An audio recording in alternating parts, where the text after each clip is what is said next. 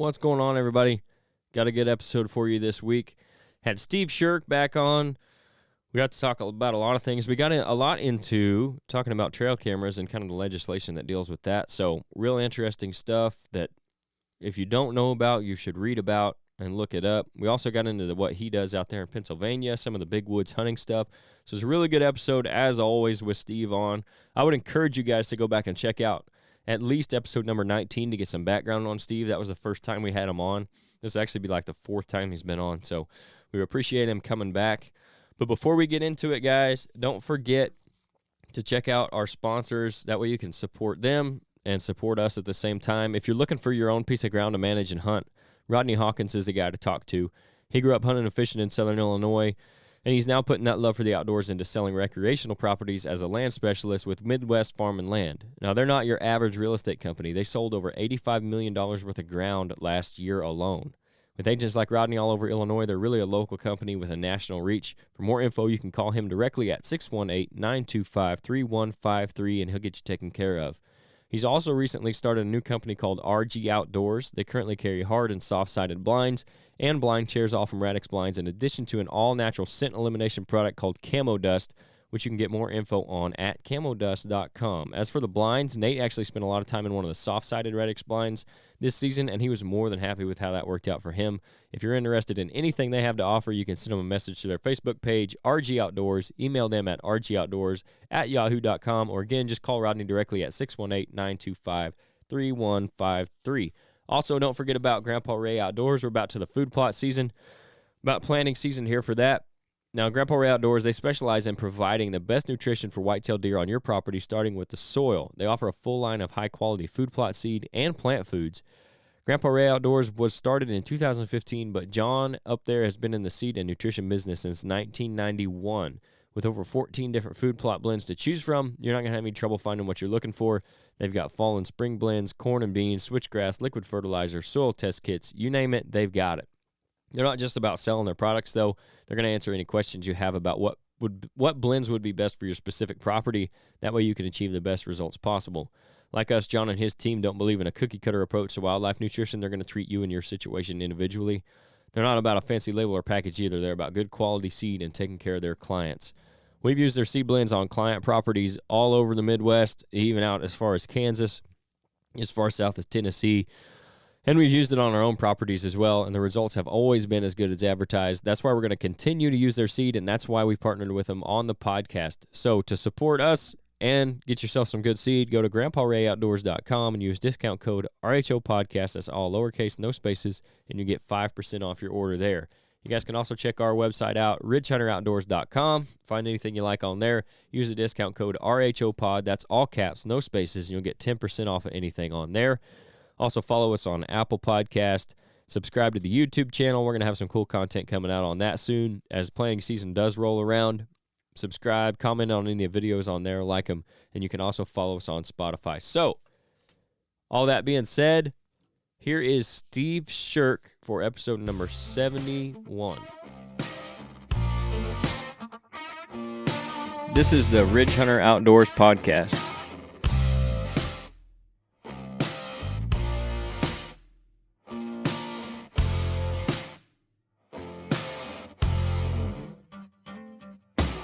What's up, everybody? This is episode number 71. Here with Steve Sherk this week. We're excited to have him back on. He's actually been on 3 episodes with us before, number 19, 28, and 40. If you need an intro to him, go back and check out number 19. That's kind of where we got into his past and how we got into where he's at now. He's currently writing for North American Whitetail, and he runs Steve Sherk's Guide Service as well out in Pennsylvania. So, Steve, how's it going, man? We're glad to have you back on. Yeah, doing real well. It's glad to hear back from you guys. Yeah, man, it's been a while, so it's good to have you back on. We always like our returning guests, of course, and you've been one of our favorites too. So we appreciate you coming back on. So obviously the season wrapped up. I guess, when does Pennsylvania's season actually end? Is it middle of January? Yeah, if you consider, our late season, obviously it is part of the season. A lot of people don't really get involved with it, but Right. late archery, and it's called flintlock muzzleloader. Usually ends sometime mid-January. Okay. Yeah, so some of the counties in Illinois still have a like a late winter antlerless season. Used to be all over the state, but now it Yep. like runs into some counties have it, some don't. But it's kind of the same way. A lot of guys don't even hunt late season after even November. A lot of guys quit first Yep. couple of weeks of December for sure. But so how'd your season go, man? I know with the guide service, and then for you personally, how'd everything turn out? Yeah, it was still overall a successful season. It was more of a up and down season than usual.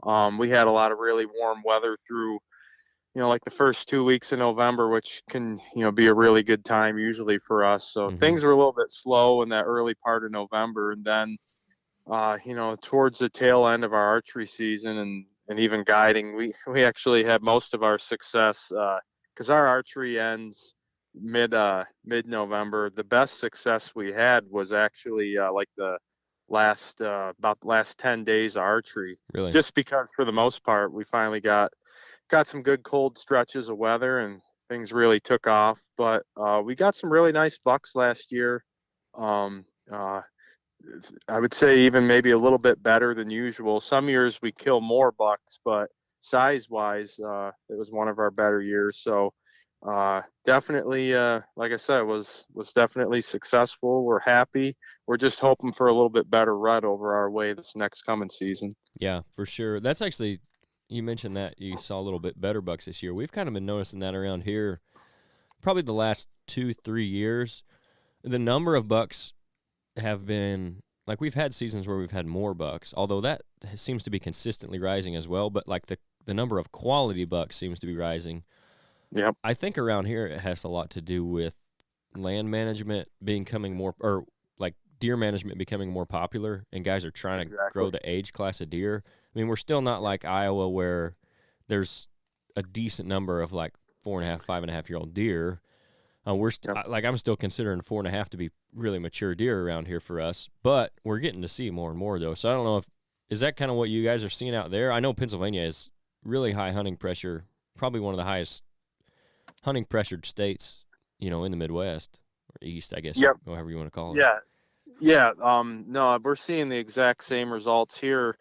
I think what it really is kind of like a nationwide trend of more and more people are emphasizing, better deer management, and then definitely mature buck hunting is probably at an all-time high. Like there's more and more people kind of swaying their focus towards hunting mature deer versus any deer. And then you look at social media, and that kind of has an effect on people's mindsets and Mm-hmm. what they're looking for. And it really is just evolving, and I think more and more hunters every year are kind of changing their ways. And if everyone is more focused on taking bigger deer, mature deer, then you're gonna that's something that some people that especially in Pennsylvania, because we have these antler restrictions, like Mm-hmm.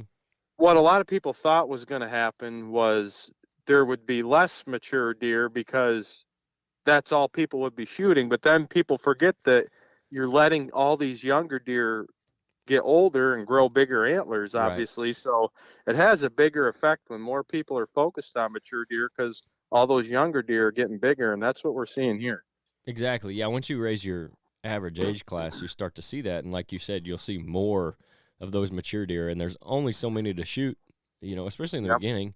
And then not only that, your success rate on a 4.5 year old deer or 3.5 year old dear, even in places, is way Yep. lower than if you're just shooting a year and a half, 2.5 year old deer. So you're probably not harvesting quite as many bucks either. At least you Yep. shouldn't be if you're hunting mature bucks most of the time. I wouldn't think. Yep. That's exactly right. And even like I hunt in New York also, and some years I'll focus more on mature deer. Most years, honestly, I'll take a 2.5 year old over there just for the fact that there's just not a lot of mature deer where I hunt, Mm-hmm. and sometimes limited time, and I just want some meat for the freezer. Yeah, And for sure. especially, it's hard to get non-resident doe tags over there. So, but this year, I said no, I'm going to hold off for a mature deer over there, and it never happened. But that's the first time since 2004 that I didn't fill my buck tag over there. But my point is if I wasn't focused on mature deer, I wouldn't have had a problem. I passed up 13 different bucks, but Right. that's the key, and that's what happens is you're hunting a completely different animal when you're focused on these older deer, and Hmm. your success rate starts to drop. Yeah, and that's something that Nate actually ran into this year on his property. He had 3 4.5-year-old deer, and had they been, big enough antler wise, he probably would have taken one of them. But he had opportunities at a couple of them. He just wanted to let them go till the 5.5-year-old Yep. age class. It's not that he didn't have the opportunities, and that's kind of Yep. something you have to adjust your goals when you're doing it. But the other thing I was going to say is when you're talking about maturity too, that's all relative. Because I know there's places in like Michigan, for example, or I'm sure even Pennsylvania and like New York, where you're talking about, where 3.5-year-old buck is a trophy buck. Like Yep. I think if you look at it, maybe it was Bill Winke described it like this: if you're consistently killing bucks that are like 1 year older than everybody else, so like if an Yeah. average buck's 2.5 and you're looking for a 3.5, then that's a trophy buck in that area. That makes sense. That makes a Yep. lot of sense to me. So that's all relative as well. I totally agree. Definitely. Yep. Um, So, did you have success in Pennsylvania yourself this year? Did you have one you were Yes. after and found him, or was it one you didn't know Um. about? Yeah. Kind of. I will say. I shot my buck on November 12th, which would have been, I probably would have had one more day to hunt Pennsylvania archery. So it was kind of one of those things, and it's not a deer I regret shooting. I think it was a 4.5-year-old 8 point, not a super high scoring deer. It wasn't a deer that, that was on the top of my list, but, Hmm. where we come from, and you kind of touched on it, like, I hunt all public land, all big woods, mountainous terrain. Hmm. So mature deer are hard to pass as it is. And it was a deer that I was getting a lot of intel with at that particular spot. That was probably the deer that I was expecting to see. And I told myself if that deer came by, being, in a little bit older age class, Hmm. I know in some states, people are more focused on 5 or 6 year olds, but honestly, even a 3.5 where we come from is a pretty good deer. So to shoot anything older than that is still something that I think most hunters should consider. And if they do, feel happy about. So it was towards the tail end of my season, and uh, a deer came by. I mean, my mind was made. Really, I didn't even have to give it a second thought. I knew it Hmm. was a deer that wasn't probably gonna get that I wouldn't be unsatisfied with, to say the least. So yeah, I filled my tag. It was definitely I felt just as rewarding shooting that deer as almost any other. So I'm still happy about it. I got a nice European mount made, and Hmm. he's hung up in my basement, and I'm still smiling. There you go. Yeah, I'm all about I'll shoot me personally, and this is like everybody's different, obviously, what they're looking for, but I would rather shoot that 130-inch 5.5-year-old deer than the 150-inch 3.5-year-old deer. Where we're at, Exactly. Yep. like because that's just what I'm after, I guess. I don't necessarily have to hunt for meat, so Yep. like that's not something I have to do. So if I see that 5.5-year-old deer, to me that's a trophy, whether he's got big antlers or not. And I like the Absolutely. challenge of hunting those older deer. They kind of get more set in their ways, and I guess smarter, for lack of a better term, because they get used to the hunting pressure, and they're just Yep. harder to even find, let alone shoot. So to me, No, that's a trophy to me for sure. yep, I totally agree. Like I feel like cuz I'm definitely all about making things, a little bit more challenging, and Hmm. taking older deer, and there's no difference whether you shoot a 4 or 5 year old 120 130 inch deer, or a deer of the same age class that scores 20 or 30 inches more. It still takes just as much skill, and you should feel just as much of a reward killing either of those deer, because just because a deer, isn't a Boone and Crockett caliber, but he's older, doesn't mean he's any less harder to kill. Right, So, right.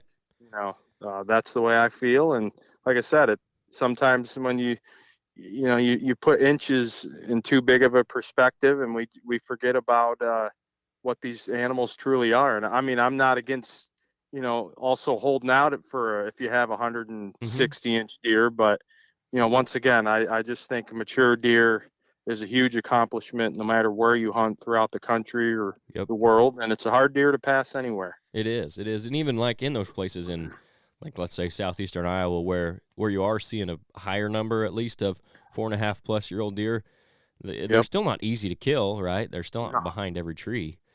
So, Yep.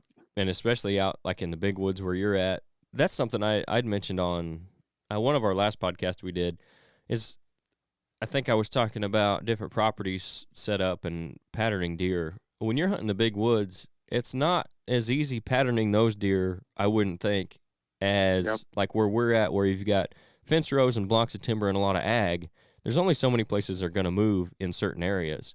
But when you're Yep. talking the big woods and the mountains, like what's stuff that you're looking for, and what are some challenges that you run into with that? Because we do have some big timber around here, especially south of us. There's a pretty Hmm. good Shawnee National Forest is probably similar to what you're dealing with, not quite the altitude, but what are some Yep. challenges you have with that, and then like some things that you see as far as if there's any way you can pattern those deer? Sure. Yeah. The thing about here is every year is completely different.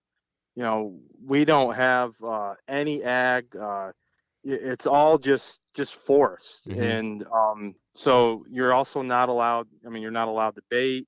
You can't do anything to the forest or habitat that might either benefit the deer or even possibly make things easier, or Right.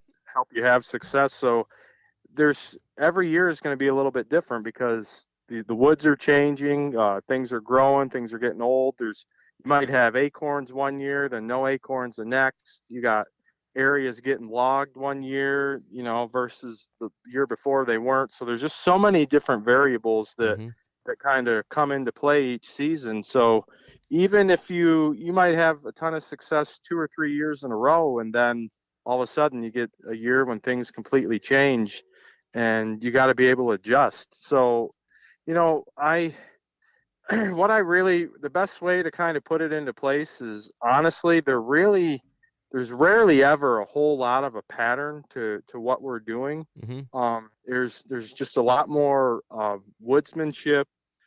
Big woods hunting requires a lot more patience, and honestly, I don't want to say more skill, but at least a different kind of skill For sure. level. I think you have to be more in tune to how deer travel, and even the biology of deer, and you really have to get to know them better. But these deer, honestly, like they, especially they make their rounds a lot, and you just what I have a lot of success doing is especially through trail cameras, is I start to learn deer, not so much the first year you locate a buck, but once you start to develop some history with these deer, you start mapping out their home range. Mm-hmm. You kind of pay attention to, it seems like this time of year, this buck is coming through this area. And so you start to get an idea of what some of these deer are doing from an individual standpoint. And that's where you kind of start to hone in a little bit more. And if it's the rut, then you kind of dial in on these areas and try to pay more attention to what the does are doing. Mm-hmm. I mean, if it's early season, you start to try to pinpoint their bedding patterns a little bit more. Our deer do not come out into food sources a lot in the daytime. Bedding areas have been a bigger key here and have provided more success for me than anything else. Mm-hmm. But just to kind of get to the point is, at least for me in my experience, there's never, rarely ever a situation like, okay, this buck is popping out on this oak ridge every night right before dark. Like, Right. you don't see a lot of strict pattern to their movements, but you start to just kind of keep throwing the dice out there and just hope you get in front of them, because every now and then or eventually that deer comes through this area. That's kind of how you have to hunt them. Right. So it's like he's using that area. He's not using it consistently, but he's going to Yep, use it again at some point. And you just exactly. kind of have to Yep, put yourself in the places that he's been. yep, And I think you hit on something there. Like if you take me and like if I go out there where you're hunting at, I'm going to struggle for a while. And I think a lot of yep, guys, it's just different. Like you said, a different skill set. And I would say a lot of times there are a lot better hunters that have to do what you're doing. Like sure, you have to be way more honed in, I think, on what the deer are doing and how they prefer to move through that kind of terrain. And that's not to say that skill set automatically translates to where we're at, but I think the learning curve would be bigger for someone from the Midwest going out and hunting where you're at as opposed to someone like you coming out and hunting the Midwest, if that makes sense. Yeah, absolutely. And another thing about here is I always say is like a lot of times, really for the most part, unless conditions are right, maybe it's the heat of the rut. You seem to have more sits here where you don't see anything, Mm-hmm. and it's not like not that I don't even have experience hunting like cornfields or bean fields, but from what I see, like on TV, and that is like you can almost always see deer in a lot of Mm-hmm. these sits. Sure, at least it seems like for us, it's completely different. So the hard part is like knowing, am I doing things right when I've hunted a week and haven't seen a deer? Right. It make you start to question yourself, but then throughout time, and throughout many years of experience, you know that there's certain things that you're looking for, like sign, and just like I kind of brought up before, learning how some of these bucks are coming through certain areas, and you're kind of just banking on those things versus like if you were to just come here for your first time and you'd say you said you're going to hunt here 7 days and you've hunted 5 days already and haven't seen a deer. I Mm-hmm. think you'd start to question what you're doing, Yeah. but yet that can be very normal. That's a very normal situation. But to go through those periods of kind of wondering, but yet you also know that you're doing everything right, and just to continue to do that, Mm-hmm. that's where that experience really starts to kick in, and you develop that confidence. No matter if you're seeing deer or whatever, you just know that you're doing things right, and eventually something's going to happen. Yeah, it's a different mental game for sure. And like where we're at, our deer numbers are almost getting to the point where they're going to get too high again. So like Mm-hmm. if I want to go and sit and just see deer, I can like I have spots where I can go. I can shoot a doe anytime I sit. Right. I may not Yep. be a mature buck, but and Yep. I can go and see deer. I'm not going to sit for a week without seeing a deer. Just around here where we're at now, there's places out here in the Midwest where that is the case. Like there are some places that are tough to hunt for sure.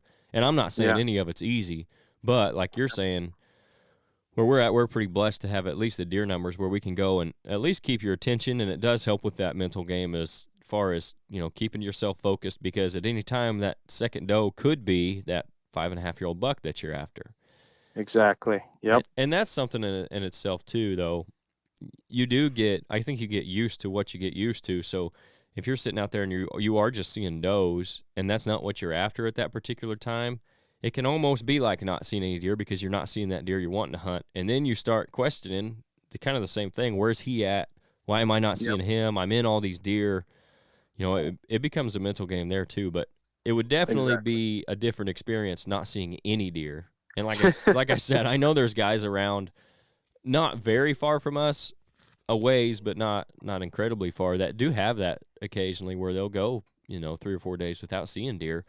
But it's Yep. definitely not as prevalent as it is where you're at. So that is for sure a different game.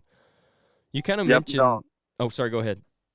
No, I was just gonna add on to that. Like I would say in my area, you can be the smartest, most passionate hunter, but it's more of a mental game as far as like being tough-minded, not getting frustrated, like being able to overcome those mental obstacles is going to give you more success than anything else. Mm-hmm. You kind of mentioned like as far as the pattern goes, if there is any at all, it's kind of knowing where learning a specific deer. So obviously you're using trail cameras for that a lot. Are you Yep. still running your trail cameras right now? Like how much intel are you taking with your cameras year round, or is it just certain months of the year? We may have talked about this on a previous episode, but I definitely want to hit on it Yeah, it's again. okay. Yeah, we don't run as many this time of year. I mean, last year we ran up to 170 in hunting season, but I'd say right now we got to have close to 100 out. Yeah. It's a tricky time of year to get the right intel because we're mainly just focused on mature deer, and most of our deer actually this year dropped earlier than usual. They shed like honestly, most of them shed mid to late December. So Really? it's really hard to gain intel on certain bucks when without those antlers. It's just so hard to tell who's who. Right. So it's as far as why we're leaving cameras out right now, for a couple reasons, is a lot of our areas are just hard to get to. That might be an hour walk, and rather than trying to find time to get that camera and pull that camera and get it there. It just seems like it's easier to leave it there year round, and it's there. That way you never have to worry, all of a sudden it's 2 weeks before hunting season and you're never able to get that camera in there. Mm-hmm. So for that situation, plus we have a lot of spots where, and really just anywhere, that we have felt that if we leave that camera on that tree, the deer just get used to it after a while. Mm-hmm. So, and plus you can just stay out of these areas. If so we try to leave more out than pulled away. But Yeah. I did pull more than usual this year, just for the simple fact that batteries are getting so expensive. And I thought, just because of the winter, there's when you use the most batteries because it's cold. Mm-hmm. I pulled, a decent amount that I felt I wasn't going to get as much intel, and just to honestly save on batteries for the most part. Yeah. So what percentage of those, or is it all of them, that you're running cell cameras now? Or any Oh, of them? geez. We only ran about 5 or 6 cell cameras last year. And it's not that I don't like cell cameras, but we're talking real remote country with very little cell reception. Mm-hmm. And really, though, thing about cell cameras, at least everything I've tried, it's not like you can get like one little bar and it'll always work. A lot of these cameras, you need a fairly good amount Mm-hmm. of cell reception, and it's just really hard to find in a lot of our areas. So we don't run a lot of cell cameras just for that reason, but we have a few spots that cell cameras work well, and I Mm-hmm. would run more of them if I could, but it's just unfortunate where we're at. Yeah. I just started running my first, I think I ran 3 of them this year. It's the first 3 I've ever ran. And I actually have a spot, one of my better spots, that I don't get a lot of cell service out there either, if any at all, in places. And I got so frustrated trying to put this cell camera up. I was moving from tree to tree and like trying different spots and moving the antenna and turn it off, turn it on. And finally it was at like 1 bar, and I just left it. I was like, whatever, if it works, it works. If not, I'll just use it as a regular camera for now. Yeah. And and it ended up working okay. But I can definitely see where that would be an issue in certain places where if you don't have any service, like you said, with certain ones, if you don't have good service, it's not going to work. But I do think they are a pretty good tool. Like especially for like really recent information. Obviously, if you're going and pulling cards every week, you're only having the information. Maybe there was something there yesterday, but you also might have seen something that was there on Monday that you could have capitalized on. Whereas those cell cameras will help you out a little bit. And there's actually a lot of legislation now out west. There's like no trail cameras being used at all. And then there was one state recently closer to home that maybe it was Kansas even, you can't use them on public land anymore. So what's your thoughts on that? What, like, as far as the use of trail cameras, and do you think it's an issue, or? I mean, I really can't speak for those areas for sure. However, from what I know, and just based on my experiences, I think it is absolutely ridiculous, for a lot of different reasons. In fact, I did a post on social media the other day about this, but one simple thing that I found is, with kids, like my son, one of the only ways I can get him to come with me in the woods is to go check a camera, because kids, they're more into technology than what we were. Like if there's not an iPad involved or a cell phone, I mean, it's not as interesting. So they connect to that type of gadget better, and then to be able to, like, use it and see what the deer do, or see pictures. Like, to me, it's definitely a tool that you're going to have more youth getting involved. But then also, like, and at least where we hunt, it's not like you get a picture of a deer right now and then you go in and kill it. Like, right. To be honest with you, like, if I get a picture of a buck, I can't say, like, on that particular day or maybe even the day after, I've ever killed one because of that picture. Now, I will say I've killed deer that, okay, last week he showed up in this spot 3 different times. Mm-hmm. But the way I look at it is, if I wasn't running these cameras, I feel like I would be less of a hunter as far as a management standpoint, because these cameras help me focus more on hunting more mature deer, which I believe, Mm-hmm. I don't want to say that you have to do that, but I do think for the health of a herd in every area, I think that's the way to go. So when Yeah. you're able to target specific animals and learn about them and focus on them versus like just shooting anything that's out there because you don't. I mean, yeah, you might see some big buck sign, but really you don't know Right.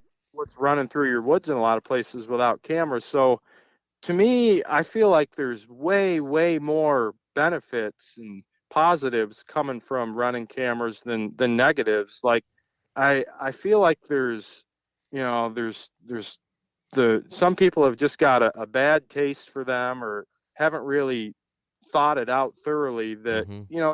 there's no perfect thing in this world in any aspect of life. Like there's going to be positives and negatives Yep. from any situation, but to me I see the good outweighing the bad a lot. Like there's way more good that comes from trail cameras than bad, and I think that should be considered. Yep. I completely agree. And I think probably the issue is, like a lot of other things, the people that are proponents of this legislation and are bringing it down have never had any experience with even using a trail camera or being in the Yep. outdoors kind of thing. But not to get too far into that, like you said, like if you're sitting out there for a week and you don't see a deer and you Yep. don't have cameras out there where you know that there's a decent number of deer and there's bucks that you would like to take, mature deer, the Yep. chances of you shooting the first thing that walks by go way up. And Oh, it's absolutely. especially that's public ground all over the country, wherever guys are hunting. If they're not able to run cameras, like you said, maybe they see sign, but okay, is that just one buck that's running this whole Yep. 1,000 acres of public ground? I'm gonna probably shoot the first thing that comes by and fill that tag, especially if I'm, let's say, like in Illinois, it can get extremely expensive to hunt out of state. So if you come hunt one of our public grounds here in Illinois and you don't know that there's like big deer in your area, like obviously you Yep. come here because you know there's big deer, but if you don't have the ability to scout with those cameras and see, like I think your likelihood of shooting that 3.5-year-old deer even goes way up. And I think that is probably a detriment to the overall herd health because Yep. like their whole goal is to advance the age class as well. Like that's what deer are trying to do to, Yeah. to keep the species going. So if we're killing all the young deer, I don't see how that could be a good thing. Absolutely not. And another thing too is think of the amount of increased passion and desire for hunters when they actually know what they're hunting. Yeah. Like to me, I get a picture of a deer in a certain area, my amount of interest, excitement, everything increases dramatically. Yep. And to me, like, especially in this day and age, and when I brought up like younger people, like you don't want to be taking away from the joy of doing this sport in any way because there's so many other things that are pulling us Yep. to, and we get you more involved in this sport or maybe kids getting involved in bad things or Mm-hmm. a hunter that's like, I don't really know if I'm really that interested, but then he starts running trail cameras and sees these big deer and just starts to develop some confidence and excitement. Like, to me, I feel like if they took all that away, it would backfire in a lot of different ways. So Yep. it's just really unfortunate. I feel like there is a little bit of a minor domino effect here. I feel like more and more states are going to start, creating new laws and maybe even banning cameras, overall completely. And that scares me. And I think in the long run, there's going to be a lot of regrets for some of these states that do this because it's a different day and age. It's not, the 1950s or 1960s Mm-hmm. when every high school kid had a gun in his truck and Right. he was out hunting. It's a whole different world now, and you have to keep that into perspective. And you don't want to mess around with the fun of it and how people are doing things if that's what's keeping them in the woods. Mm-hmm. And that from their perspective, there's a lot of revenue in hunting, for Yeah. for these states. So I would, I don't know why they would want to deter from it, but we were actually talking about it. There was an article, it may have been in North American Whitetail sometime last year about some of the states out west, and we were talking about it's kind of the same thing you just said. Like we worry that it's just going to keep moving farther east, and it's eventually Yep. it's not just going to be the public land guides. It's going to be private land, which I think it is in some states. I don't want to say that for sure I because I think can't so. pull it Yep. up here, but And I, like you're saying, I think there's just a lot more pros than there are cons to it.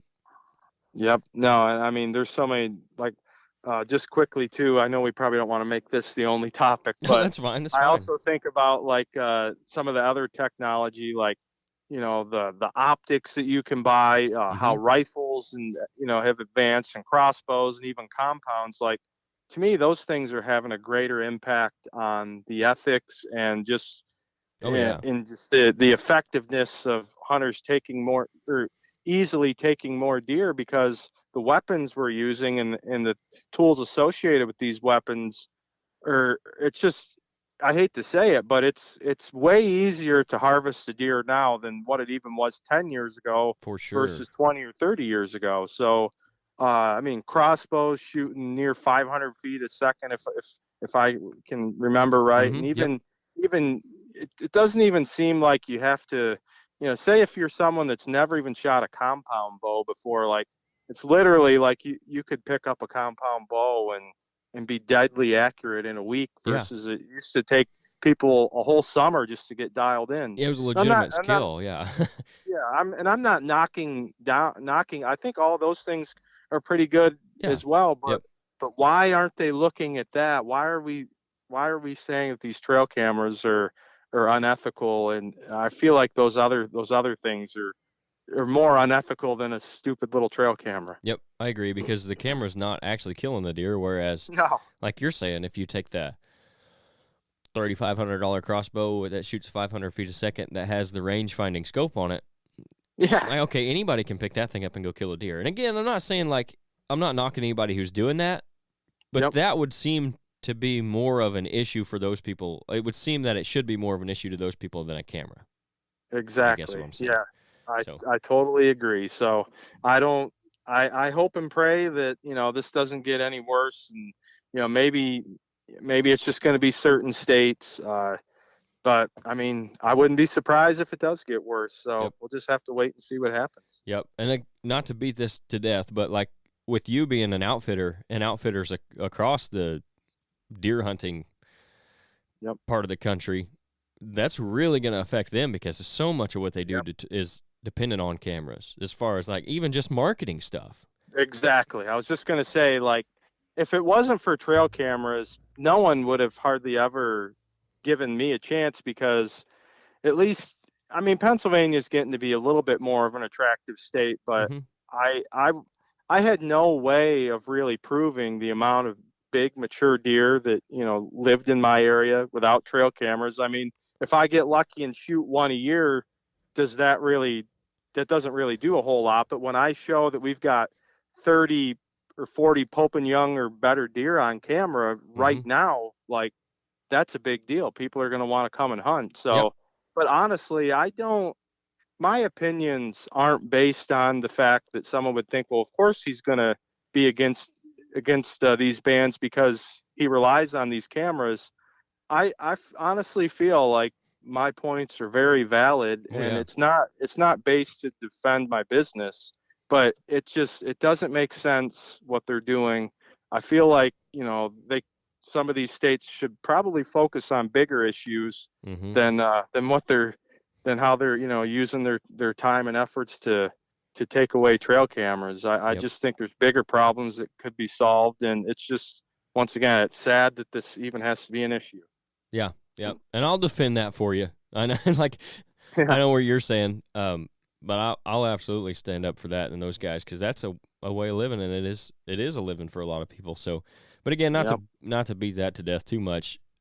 I Sure. did mention earlier, you're writing for North American Whitetail. You got any articles in the works coming up for the next issue? Anything exciting coming Yeah. up?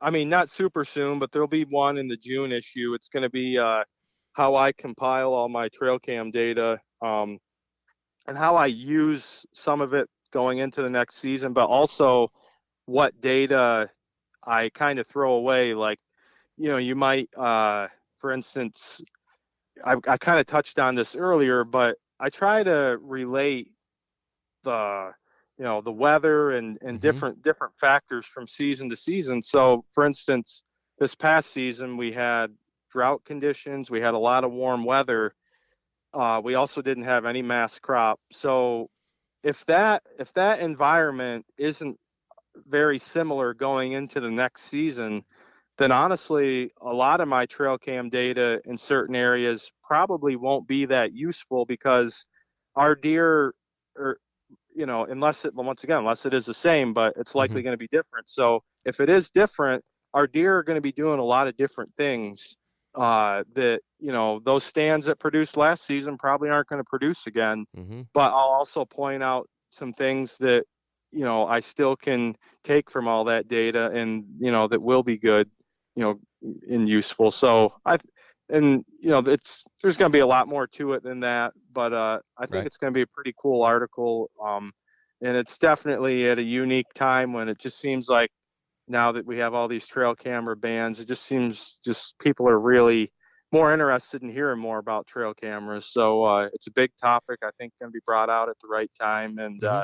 I think a lot of people are going to like reading that article. Yeah, it's definitely relevant for sure. What is like your writing process for them? So especially when you're writing about like let's say some strategy stuff, are you Yep. just like pulling back from experience in your mind, or are you like taking notes in the field? And then like hmm what inspires those? Is it like you're sitting in the stand and you think you see something or if you've experienced something over the last month and you think if I wrote an article about this, I think it would be helpful to people. What's kind of like your process and what all goes into that? Yeah, actually, you really hit the nail on the head. So I try to throughout an entire year. It might not just be hunting season, but at least me, and I know probably you're the same and a lot of other guys, but deer hunting never ends. Like there's Mm-hmm. always something to do in the deer woods. So there's just different things that come across my mind, or different things that I learn, or sometimes uh, I'll even talk about my failures in that too. Mm-hmm. But every season, I try to think of like what were the highlights of my season, as far as what I learned or what went right, what went wrong, and then I I will send a lot of those ideas to the editors, and they'll pick out however many they want per year. I think I got 3 or 4 for sure that I'm going to be doing this coming year. Sometimes though, uh, they'll they'll tell me they got 3 or 4 for me that they want me to do, but then they'll be like, oh no, now we want more. Right. We'll take these 2 other ideas. So it's hard to say every year, how many articles I will write, but Mm-hmm. it's usually at least 3 per year. But yeah, it's all usually based on what I learn every year. I kind of like doing it that way because my mind is a little bit more fresh Yeah. versus like, some guys are really good at talking about what they did 20 years ago. Yeah, But like in I think, 1991, I sat on this yeah, fence row. Yeah. but I just feel like, in my opinion, people like to hear a little bit more about what is working recently, because Mm-hmm. even hunting strategy and we touched on gear, like everything's evolving and changing every year. So I feel like the fresher information is more enjoyable to the readers. So that's really what I do. No doubt. Cool. Yeah, I was pretty interested in that. I don't know if anybody else will be, but I like to get an idea of what, how guys are doing what they do. So, Yeah. hey, man, I don't want to take up too much of your time. So I'll get you out of here. Again, appreciate you Okay. coming on. As far as like your socials, where can people find you on there? Yep, you can find me at Instagram or Facebook. It's Sherk's Guide Service, SHERK apostrophe S Guide Service. Feel free, if you don't know me, to give me a like or a follow, and definitely shoot me a message. I do a lot of, especially this time of year when I'm not as busy. I'll do a lot of just random question answering from people all over the country. It's surprising, Mm-hmm. how many people through social media these days, how many friends you can have from different places. But uh, people know, I mean, not to brag, but that I'm just a well-known, experienced, knowledgeable hunter that Mm-hmm. loves to share, all of my experiences and my knowledge. So I really enjoy trying to help people and answer questions if I can. Sometimes I don't have an answer, but Right. definitely worth at least let me know how you feel and what you're thinking. And I appreciate everyone that follows me and gives me support, to say the least. Yeah, and from just following you, me personally, I will say it's definitely worth giving you a follow on Instagram for sure because I enjoy all the stuff you post, and so much of the time, guys that are posting on Instagram, it's just a picture of a big rack, and then like, look at me, right? Whereas I think what you're doing is, it tends to be on the more educational side as well, a lot of times. Yep. No, that's what I love to do. That's kind of touches in part of, why I like writing. I actually do, seminars. I do scouting classes. So I guess probably should have went to school for teaching, but I don't really think there's any degrees in whitetail hunting, because that's about the only thing I like to teach about. Right. So, Yep. but if there was that somewhere, I'd probably quit what I'm doing now and just be a teacher. Yeah, I definitely like people like that more as well, because there are people out there that are like, I'm the greatest hunter and you'll never be as good as me, and I'm not going to tell you how I got here. Yep. I much prefer the guys that are trying to give back and help get more people into it, and make everybody more successful, because the more guys we have that are into hunting, and gals, and are having more success, they're going to want to do it more often and pass it down from generation, and then that's Exactly. how we get more people on our side, and it's how we keep that legislation that hurts us from getting made in the first place. I think there's definitely power in numbers of good hunters out there. So totally agree. So and we think alike. Yeah. Do you have a website for Sherk's Guide Service as well? Not anymore. Okay.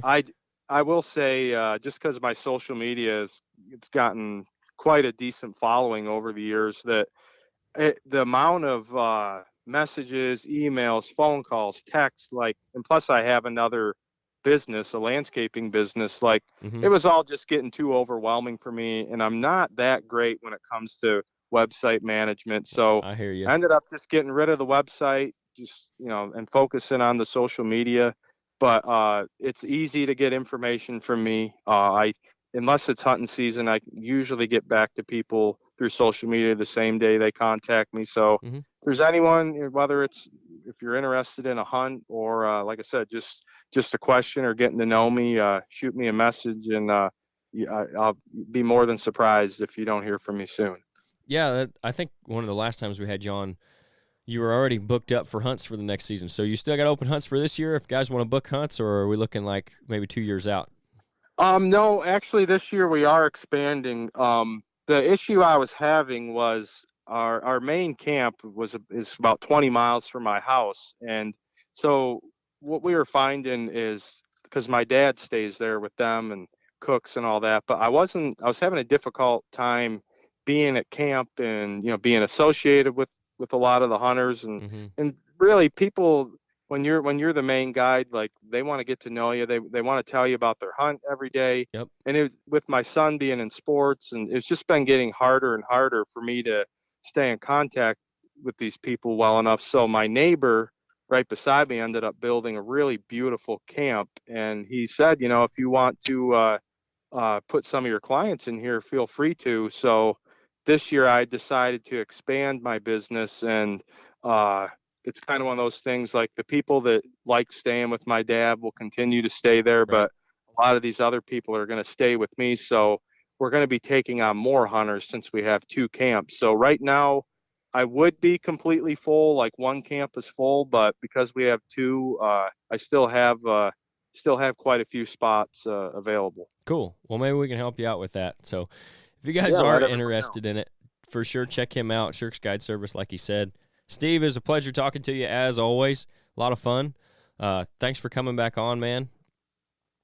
No, my pleasure. Like I said, I've always enjoyed talking to you guys. I've listened to you, and you definitely fit right in with who I am. Well, that's cool, man. That's what we're trying to do. Hopefully there's a lot of people out there like that. But I'll let you get out of here.